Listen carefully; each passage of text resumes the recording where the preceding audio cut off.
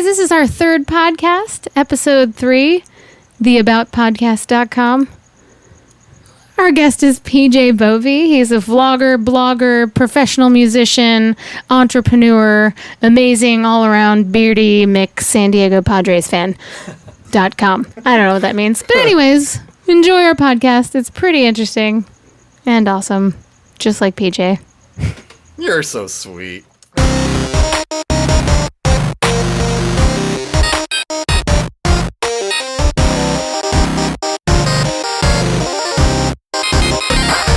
We are here with the tiger tight bearded Mr. PJ Bovee, musician extraordinaire, everything extraordinaire. You're too kind. What's up, guys? Hi. What's up? Hi. Yo, baby girl. Oh, hey. Oh, hey, boo. What's going on? And we're all drinking different stuff tonight. I've That's got true. a whiskey. What do you got? I'm drinking an IPA. Sweet. Oh shit! It's We just blew it with the second round. We're not drinking different things now. Damn it.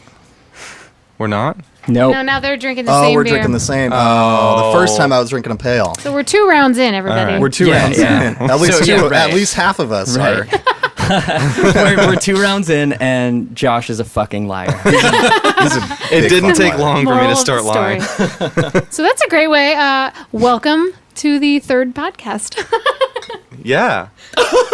That's you. That That's is how you exactly sound. what I sound like. Why did I do that? I could do it louder right into the mic and make your job real hard. Well, so let's get it. So PJ, what do you do? Tell the listeners. So I used to play under the pseudonym Joshua Taylor. No, so I'm a professional musician and a blog. Thank you. I'm a professional musician and a blogger and a vlogger. I say musician first because that's what's made me my living for the last 8-9 years almost. And blogger, I dabbled in it in 2011, 2012. I had a site called Waffle Guitars, Oh, yeah. named because of Mr. Davyrockett here. Oh. His nickname for me is Waffles. And then I kind of gave up on that site and just continued doing my thing and started kind of full-time blogging about a year, actually right at a year ago, September 3rd last year. And then I started daily vlogging. I got really into this YouTube thing. I started daily vlogging on June 27th of this year. So today's video that y'all... I'm from Texas now. That you all will be in doing this podcast. That will be episode 64. Wow. Nice. Yeah, Nice. 64 days in a row I've posted a video. That's insane. Yeah. That's so much work to do a vlog every single day and to edit it and then to put it all. Oh man. I don't think I've done anything 64 days in a row. Maybe wake up and go to sleep. I'm not sure if that's even true. But yeah, I mean it's a tremendous amount of work. But I dig it, and what I've noticed is that a big challenge for me with that it was to just force myself to do just that, was to do something every single day. Right. Yeah. To have something, because with blogging or doing some of the consulting work I do, or even being a musician, there's not always something you need to do every day. And I think and you know this, Dave, Davy, excuse me. No, that's okay. Davy I'm going to cut out most of this interview anyway. Yeah. Davey and I go way back, and he knows that I thrive on busyness. I do better when I am working 19 hours a day and sleep for 3.5. Our history was the busiest time Yeah. any of us will ever see in our lives. believe we it, yeah. worked together at a publishing company, and 12 plus hour days, And then 7 going home. days a And then week. you live man. together. And then too. we lived Yeah. together, and Yeah. we'd keep working at home. We'd crack a beer, order a pizza, I have this, and keep working. Yeah, I have this serious problem with living with people that I work with. Don't look at me when you say that. Don't you look at me when you say By that. problem, like habit, you mean? Yes, An yes. addiction? Yeah, exactly. Can't kick it. Yeah.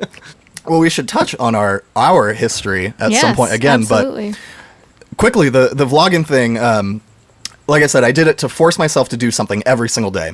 Because I thrive under pressure, I thrive under the busyness, forcing myself to have this camera with me all day, every day. And I don't just use my vlogging camera, I also use my iPhone and my iPad, and sometimes my wife's iPhone.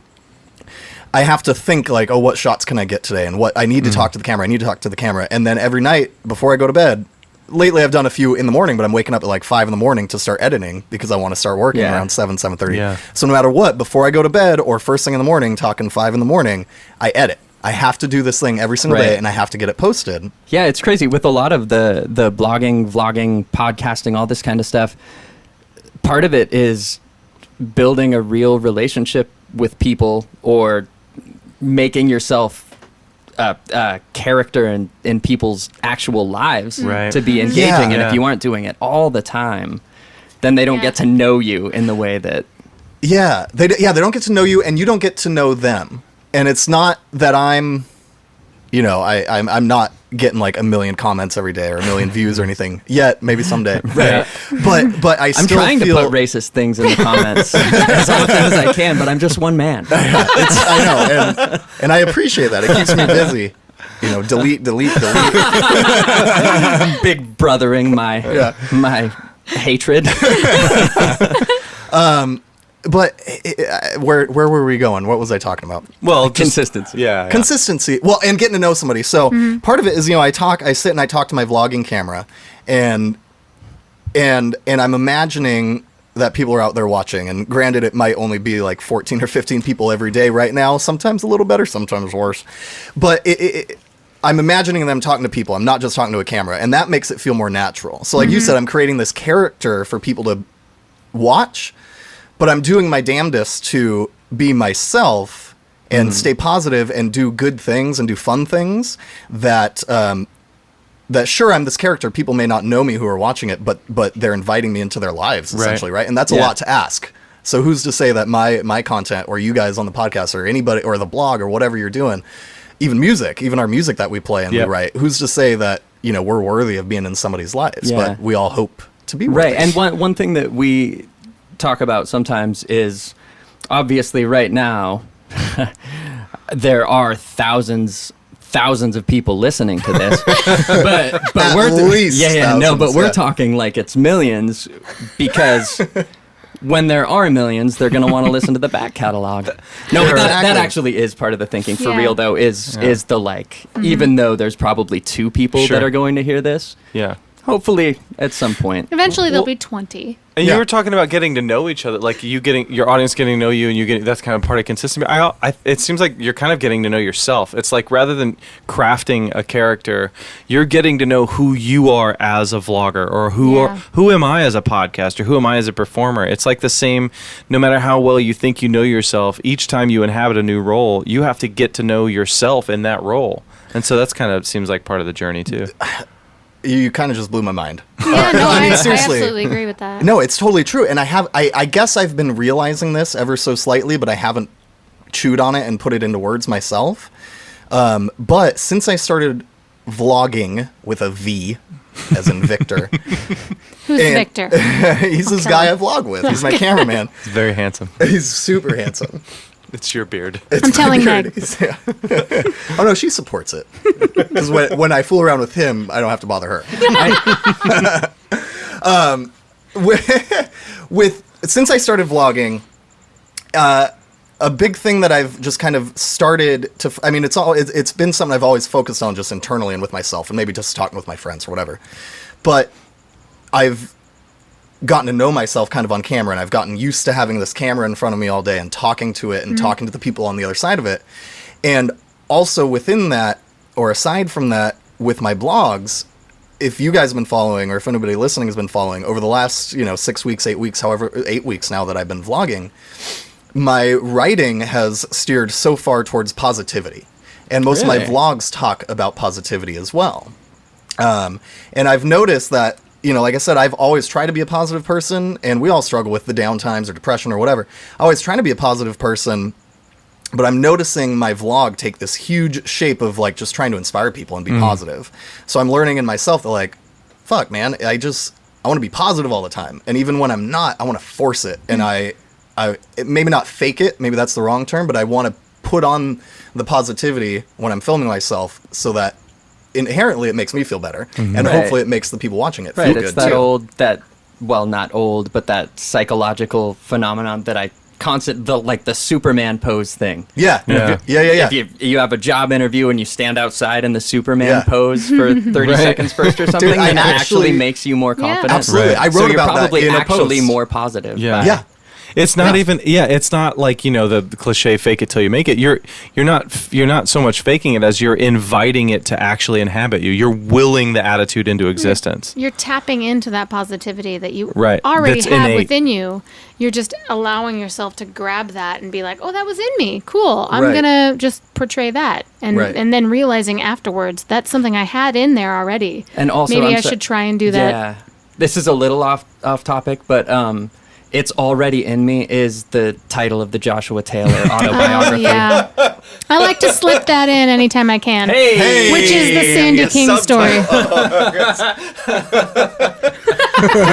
Sorry, that one was way too good. It's already in me is in probably me. the best. It's already in me. It's already in me. Oh, I shit, can hear, now I it's can crap. oh, No, no, don't we're stop. banging here. Please Why don't are there no stop. musical instruments at this table right now? I hope I'm not jumping. I am fascinated by, and I think maybe some of our listeners will be too. The three of us occupy the space, one side of the musical space, but Davy, you also occupy a side of the musical space that PJ occupies, the musical theater life, which is musical theater is kind of almost like a placeholder concept for something more, which is formal music. Formal you could almost music, say, yeah. but we can. Yeah. Yeah, maybe focusing on, but yeah, I mean, I have PJ to thank for the musical theater stuff, which has become a big part of my life. Thanks, buddy. You're when welcome. you guys worked at the publishing company, that's how you got into that, or how did Yeah, that? yeah. I Oh. was subbing for you on a Yeah. show, Cool. I and actually, I chickened out. In fact, You did the very I first one. You chickened out. chickened I out. went and sat in at It a was- rehearsal, and I was like, "There's no fucking." It was hairspray, and It you was put me in a hairspray. big fucking bind with Yeah, that. you're welcome. I ended up like calling every person I knew. Aw. So many Facebook messages. A friend of a friend of a friend got me in contact with this cat that I have never met before. Still, Yes, to this day, never met him. To this day, no. So this guy, Sean, ended up being available. I gave him just like a shit ton of dough because he was getting me out of a jam. Oh, damn it! No, it's so funny. No, sorry. it's hilarious. Distant past. Because it is. I mean, it was 6 years ago. It was 6 years ago. Something like that. It was 2010. yeah. Anyway, yeah, he got me in contact with this guy. Ended up meeting him. He's become a friend. We've played a bunch of gigs since. But I was able to meet him on a night where he could come and sit in a rehearsal. And he was running late. He was coming from LA in super gnarly traffic. I met him in the parking lot. We ran to the theater, and I was going over some of the cuts for the first act as we went into the theater. Yeah. Oh, man. And then he played the final dress rehearsal. So he went, sat in the pit. Oh, he sight- got to play a dress rehearsal. All right. Yeah, sight read. This guy's a monster. He's sight read the whole thing. Yeah, we ran into the theater going over the first act, the cuts in the first act. He sight read it, played it better than I had, and I had gone through three band rehearsals. I don't know, something at that point, and 2 dress rehearsals. He goes in there and the motherfucker sight reads it better than I played it. And then intermission, we went over the cuts for the second act, and then he just blew it away again. It just the guy's a monster. Sean Sobash, if I should say his full name. You may. Yeah, I've heard actually, that I think name. you guys, or one of you might know him. I've seen we were mutual friends Yeah. on the Facebooks. Oh, but nice. Yeah. yeah, he's a super cool guy. Living in LA now, tours a bunch, does all this stuff. But yeah, we played a random church gig recently. Anyway, It's funny that I wish I had known at the time that that's just what it's supposed to be at a rehearsal. Now I go into any musical gig, and rehearsal number 1, I'm just like, okay, this is going to be a disaster. Oh, yeah. I'm not going to understand anything, Yeah. and then we're going to figure it out. yeah, I mean, and that's the cool part about doing. What was the term you used? Like formal. Yeah, I ish think that's what music, you were formal-ish saying. music. Yeah. So many times, and not to speak highly of myself or you, Davy, especially because he doesn't deserve it.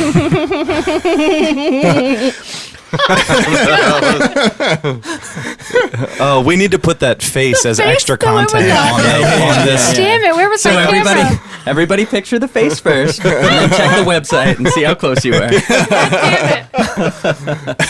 it! There's no way I can recreate that. Not to speak highly whatever.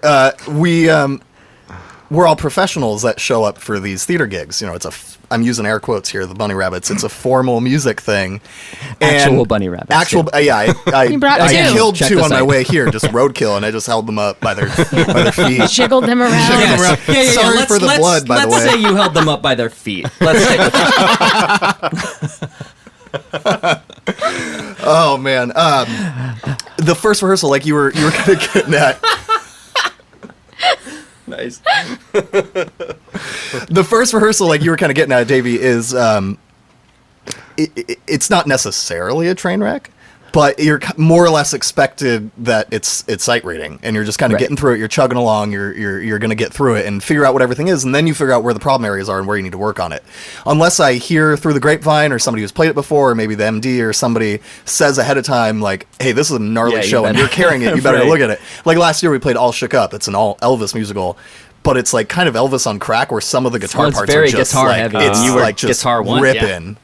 And so I heard through the grapevine, and people had told me that had played it before. Like, yeah, dude, you're gonna want to look at it. I'm like, oh, okay. So I actually, for once, and maybe this isn't something to be proud of, but for once, I picked the book up ahead of time and looked at it, and I thumbed through it. Kind of like I sat in my car when I picked it up and thumbed through it before I drove home. I was like, oh shit, this is some music.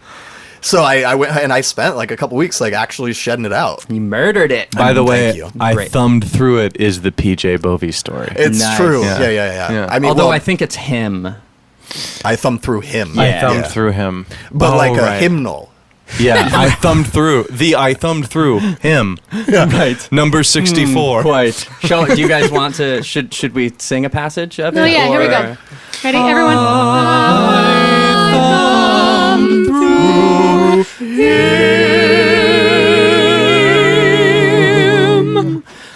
The Lord be with you.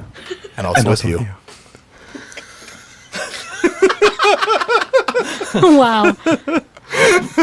Moving on. Oh, I'm gonna auto tune that so beautiful.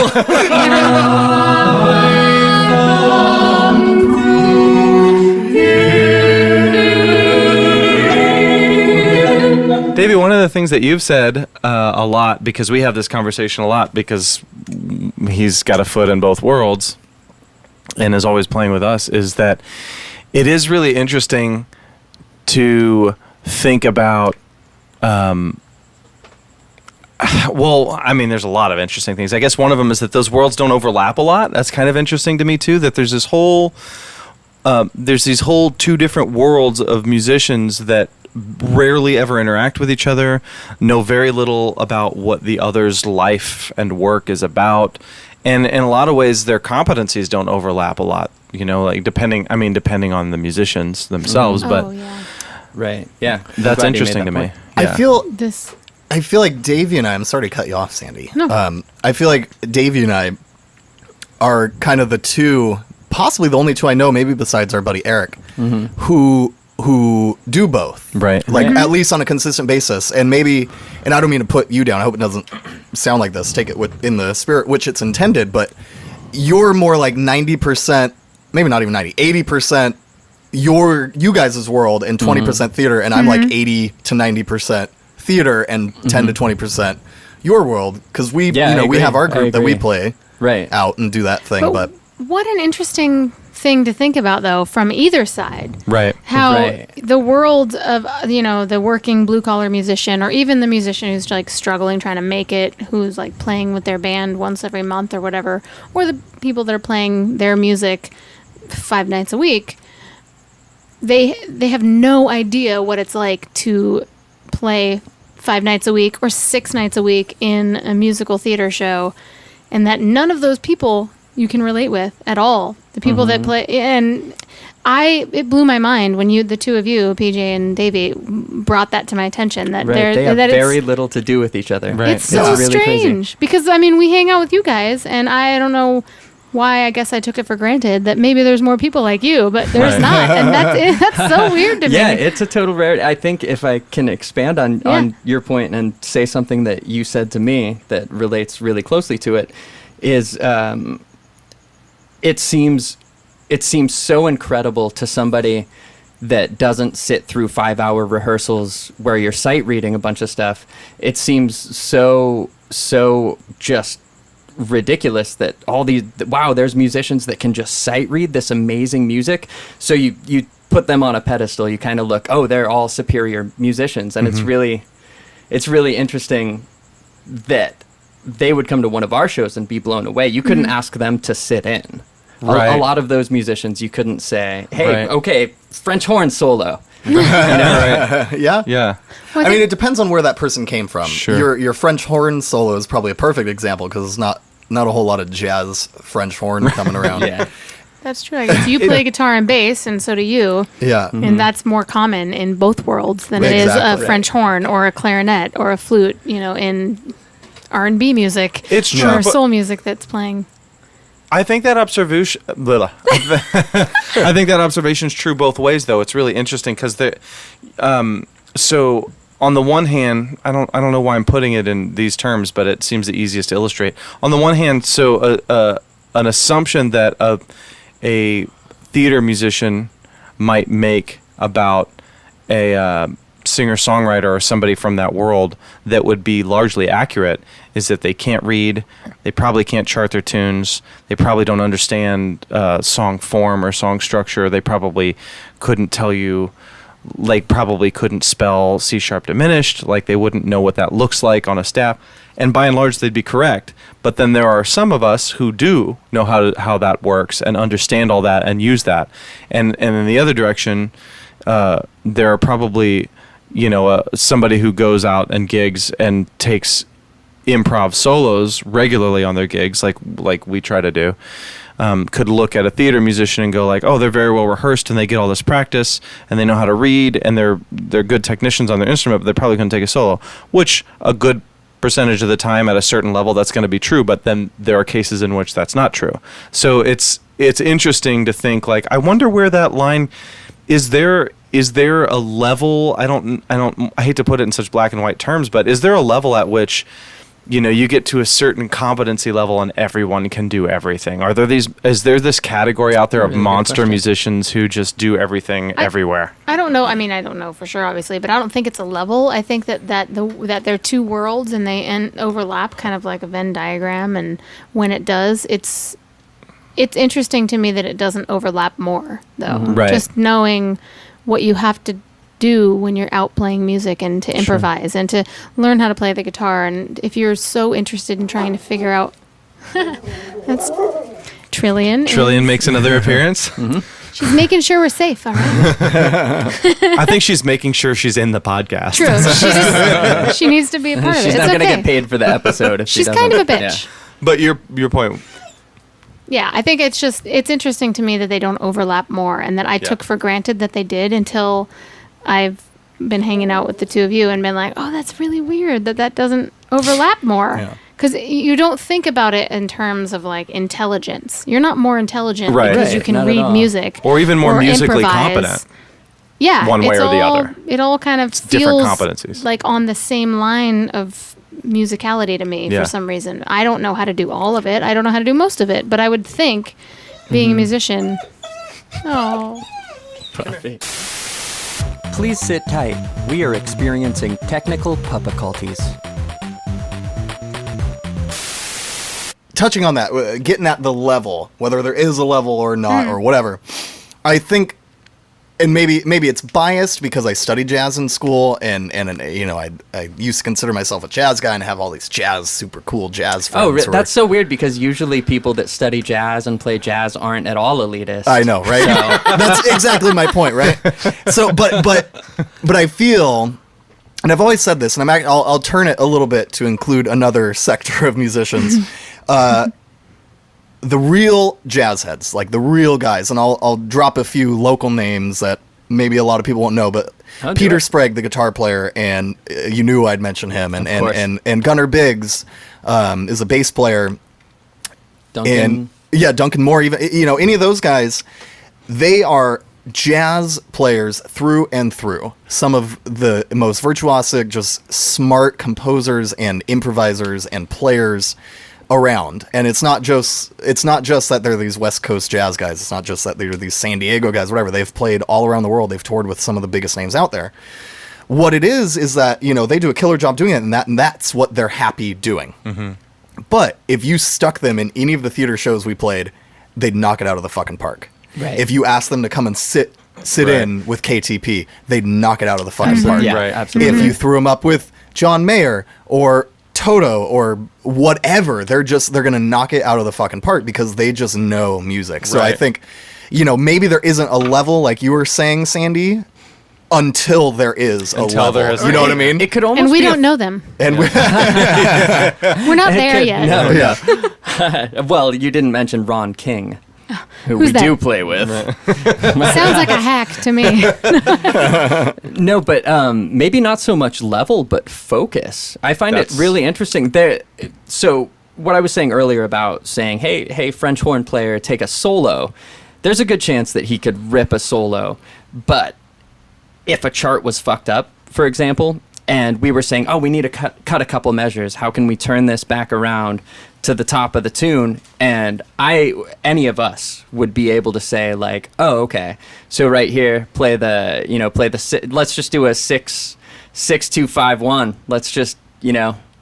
let's do a turnaround. So let's turn this last bar into something that leads us back into the first bar. Those are the kinds of things that I've found in rehearsals that I'm sometimes the only person that can Right. that can do that because I'm the only one that cares to see the whole.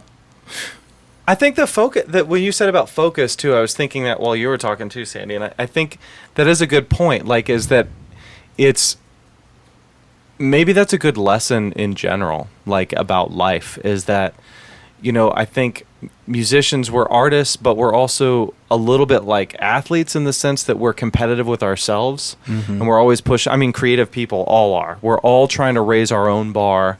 And when you're trying to raise your own bar for yourself, occasionally, maybe more than occasionally, but you do find yourself looking around for reference points as to where your bar should be. You look at other people and you go, and hopefully that's not your focus, is like, am I as good as this guy? But you can't help but aspire. When you're aspiring to be like other people, you can't help but make those comparisons from time to time. And maybe the point here is that, you get good at what you spend time on. Your whole life, your whole life is a journey of you're getting better at whatever it is you spend your time on. And if you spend your time sight reading, you're going to get great at sight reading. And if you spend your time improvising, you're going to get great at improvising. And that's almost like a nice little spiritual point too, like for anyone who's, struggling to wishes they were better at one thing and wants to be. So many of us wish we were so good at everything, but it's impossible to grow at everything all the time, and to accept yourself and where you're at and who you are, and to recognize, like, if this is what I'm focusing on right now, I'm going to be getting better at this right now. And it's funny, Josh, I see so much. Your focus has been 100% guitar for quite some time now, and your hero right now, you're I can't find the word, so Like I'm role actually going to model? put a cut here. Thank you. Your role model has been Alan Hines, who's an incredible guitar player, and for some reason I've never even drawn this connection, but he doesn't sing. He doesn't and sing. you have this incredible voice that, yeah, but we don't see that at the moment. Right, at the we moment, just see that guy's such a killer player, Right. but you forget that maybe he can't. He's not a good writer, or Right. Yeah. We, or we you all, threw him we in all front of take a on so keyboard much. Well- and he couldn't I think Right. that play something down. Right. specifically, this is going off in a little bit more of a that way tangent, but like you are looking at what a great guitar player Alan Hines is. Yeah, he's great, but he doesn't sing and he doesn't really write music with words, lyrical words. He writes melodies and motifs, and he's really good at it, and he's very good at playing guitar. But He's one of the there's a best in the whole- world at what yeah, he does Right. do. Exactly. Absolutely, but he doesn't do the other half of songwriting that you do. Right. And that's No, it's that's not. a whole other Right. Basically, I think Fuck you, Alan Fuck Hines. you, Alan Hines. Joshua Taylor for the win. Yep. You can quote him. Joshua Taylor says, Alan "Fuck Hines, you you." can contact us to be on the podcast about podcast.com. No. That is a great point, though, to bring it back home. It you get good at what you spend time at, and if you care about, if your focus broadens, to other things, then you will naturally you're crafting the person you're becoming, and there's no problem with either focusing on a few things for now or for always and getting really deep into those, or focusing on more things. Like that shifts. Like our whole life we're shifting what we're focusing on, how many things at once we're focusing on, and I think to appreciate that journey is maybe the point. Like, I think too, I mean, to go back to how you got Davy, PJ, you got Davy into working in the musicals. Like what doors has that opened for you, and how has that affected you? And why, PJ, did you even look to Davy to like, this sweetheart. is this person that I trust enough, even if he fell through that first time, to ask to play, even knowing full well that it's a different world than what Davy may have been used to at that point. And how interesting that is to think that you saw that in him, and there it was eventually, even after that first time. Well, yeah, I guess we could get in a little bit of background here once we talk about that. Sure. What I saw in him was, a love for one of my very best friends and my roommate. Oh, thanks, buddy. And I mean, at that point, we had lived together for probably close to 2 years or something. By the time, maybe a year at that point. Okay. By the time it got around to like, hey, I need a sub. Yeah. Are you available? And here's the thing: I had gone through my entire Rolodex looking for somebody before I even considered asking him. Spit your drink out, David. I almost did. Yeah. And then I talked to my priest. I prayed about it. Right. Yeah. No, we just. So here's the thing: Dave and I, we lived together for close to 2 years, I think, and we had this. It ended up being more than. Oh, sorry. Total. More than 2 years. Total. Oh, total. Sure. I was giving a shout out to Toto. Yeah, me too. Just wanted to make sure I make sure that I mention them in every podcast. Steve. It's important to me. Luke. There we go. Shout out to the Picaro brothers. Mike just died early. Was it March this year or March last year? Oh. Yeah, the bass player. Oh no. Thanks, the Obama. one from that. Thanks.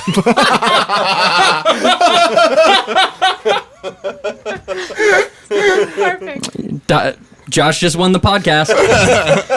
I'm gonna pay you. There's a winner every time.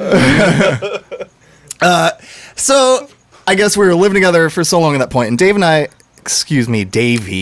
and I had this. I wrote about it in a blog post once, and we had this little bohemian artist colony, just this mini, just trashy little apartment At home and at work. At home and at work. Really. Yeah, really. I mean, yeah, seriously, if you look at it, you were telling Josh before we started recording that in our office, so Dave had kind of like this smaller office in my big office, and that sounds funny because mine was more. It was like this, just a big. I had the window office, is what it was. Yeah, really, I was actually jealous of you for a while. It still am, kind of. Yeah, Dave had a window in his. My friend Diana had to paint windows for me and staple them to my wall.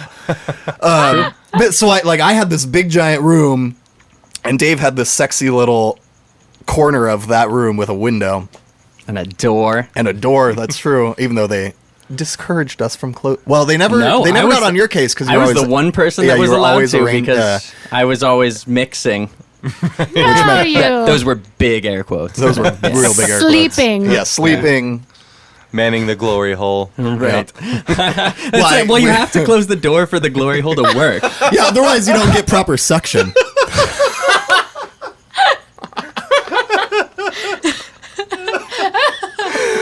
That's another vacuum dynamics 101. Well, anyway, so yeah, at work every little mouse has a wee wee. A wee wee. At work we had this bohemian artist colony thing, like Dave was telling Josh before we recorded. We had just guitars and basses everywhere. Upright basses, acoustic basses, electric guitars, acoustic guitars, amps, just everything we could dream of. And then I had a full upright piano just right behind my desk. I mean, I could literally spin around in my office chair any time of the day and start playing piano. And it was there for me to check arrangements and work on stuff that I was working on. I mean, that was our job. But we got away with dicking around a lot. And granted, I mean, that all helps with the creative process, right? You got to let loose to... Especially, when you're on salary and you're gonna be there yeah. overnight anyway. Yeah, exactly. At that point, Yeah. we were. You might have touched on this earlier. At that point, we really were working just an insane amount of hours, yeah. 7 days a week. Yeah. So anyway, we had that at work, and when we got home, we had all of our other instruments and gear around, and we started buying weird instruments. I mean, you were buying violins. I bought a couple of chromatic harmonicas, and a keyboard, and you had already had a keyboard, and I on a whim bought a fretless bass, and you bought that funky electric upright, and Yep. we're just on a good one of just buying one. shit on a hot one. On a hot one. It's hot. Of buying shit for our house. And anyway, we had this cool life where on nights I wasn't gigging, or on nights when Davy wasn't gigging, we would just get home from work, and like I said earlier, we'd order a pizza, we'd crack a beer or whatever we'd drink at the time. I think for a while we were drinking Crown and Coke, and then we were doing gin and 7-Up, and I don't know, we went through phases. we were. Sounds a Where's the blow. Crown and Coke So tonight? much. Yeah. Yeah. Yeah. So much blow. So No, much no, fun. no. Yeah. Crown and Coke. We said it. Just sprinkle cocaine into your Crown Royale. Yeah, Right, Coca-Cola. Oh. Yeah. Hi, Mom. So stupid. So anyway, we had that going at the house, and then like in some room at any given time, there was some kind of makeshift or pretty gnarly recording studio. So we'd get home, we'd drink, we'd eat pizza or whatever else we ordered or went and picked up, and we'd work like well into the night, and then we'd start jamming. And we'd start recording, and we'd start doing this thing. So anyway, we knew each other so well musically. This is kind of it's taken me 40 years to get to this point. But the point of this story is that we knew each other so well musically, and I trusted him. He totally fucked me and let me down when I asked him to sub that gig. But I did trust him. Even after that. Even after that. Weird, right? I know it took a while and a lot of The beaches. first line of my bio. It took a while. Should have seen this coming. Oh. Damn it. I wasn't even. That's good. I was going with he'll fuck you. Well, you have been just listening to the About podcast with PJ Bovee, our guest tonight, our second guest on the series, and we were very happy to have him. Please check him out. You can find his blog and his vlog at pjbovee.com. That's pjbovee.com. You can also check out his YouTube channel at youtube.com/pjbovee. Obviously, that would be spelled the same way. He's also the creator of Guitar Chord Kickstart, which you can find on his website. And please check out his blogs and vlogs. Give him some likes and support. Show him some love on social media. And you can find all of that stuff, links through to that, and some goodies, some extras. Maybe we'll post pictures of Davy making weird faces at aboutpodcast.com. We'll catch you guys next time. Fuck y'all. Oh.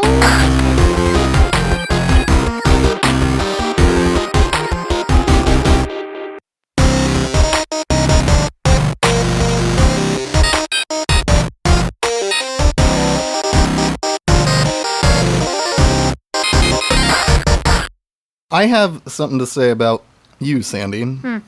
Get the fuck out.